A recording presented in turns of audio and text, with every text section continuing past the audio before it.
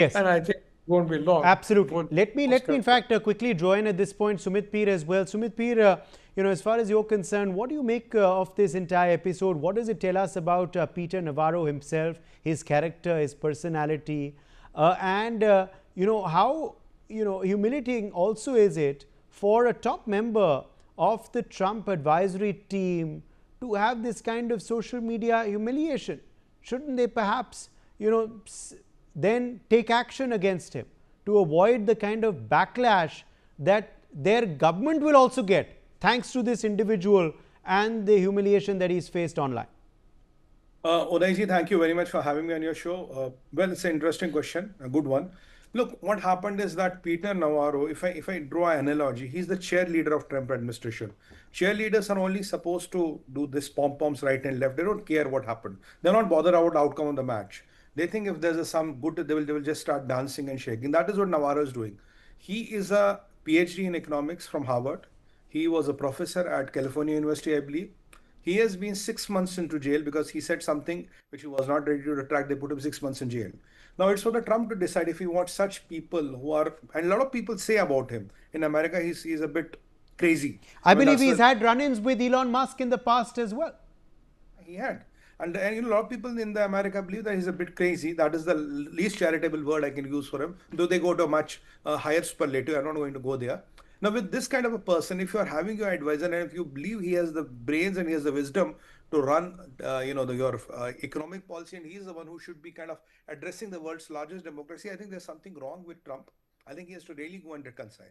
The problem here is, if you look at numbers, Trump is facing a dilemma.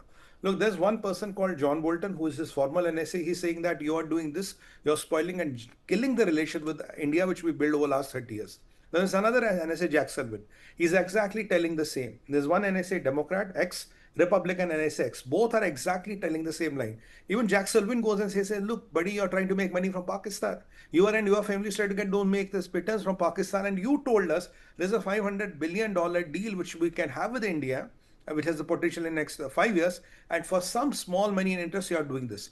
Now, he is in a very difficult position. His American tech, his American markets, people like BlackRock and all, they're saying we cannot afford a mess up with India. Adding to his misery, there's a gentleman called Richard Wolff. He's one of the known economists in America. He made a remark against Trump yesterday. He says that when Trump is fighting India, knowing it's a country of 1.5 billion people, it's like a mouse. I'm quoting him, quote unquote. It's like a mouse getting his fist like this and trying to hit the elephant. Now, you know who is the mouse, who is the elephant here. And this is his guy, American, Richard Wolff, his economist. If I say it, I can be biased, but what are his Americans saying? What is his formal NSA saying? What is his ex-NSA saying? So now Trump is finding himself in a very difficult position. He has lost influence over India, China, and Russia. Our IC bloc is emerging. He has seen the China's military might. He has seen even Europe kind of going away from him. Look, yesterday Macron called Modi ji. I mean, he and Ursula von der Leyen, Kaja Kallas, they were all talking to Prime Minister Modi. He's out of the game. I mean, look, he knows he's out of the game. Now, he yesterday went and blasted Europe. Okay, why are you buying the Russian oil? Let me give you some numbers of that, just to set things in perspective.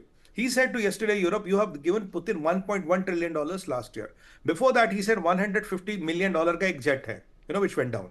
Now, let me give you some numbers. Since the war started until the end of the July, the total number of money which has flown into Russia from all energy sales, so-called wartime kitty, is $927 billion. I'm giving you to the last digit. The money India gave is around 121 or $131 billion. India is 121, China gave more than 200 billion. Yes. Europe gave a substantial money. Tayyip Erdogan gave substantial money, Uday. And the problem is, who is the biggest importer of crude? China. Coal, China. Gas, Ukraine. This Europeans. Now, when all this you add up, India's contribution to the so-called war kitty is 13%. What about those people who have contributed 87%? Why no sanctions on them? I challenge Donald Trump. If you think you are so courageous, Mr. Trump, why don't you sanction the Russian oil itself?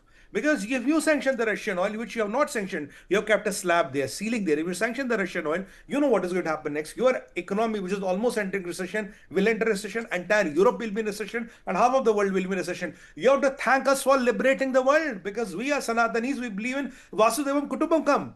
We did this to liberate the world. We are trying to help the world. We are trying to help Africa. We are trying to help the global south. You are irked by our progress, and whatever you say and do, you can call me dead economy, but I have grown at 7.8%, Mr. Trump. You are growing at 1.2%. Okay. Now, let me give you just one sentence, so they're very important. Now, there is this UBS. UBS says the America entering recession 93%. This JP Morgan 50 to 60%. S&P says 50 to 60%. Apollo International around 70%. Now this, what is this company? Business Insider 90%. All major Right. American institutions are saying you're Right. entering recession.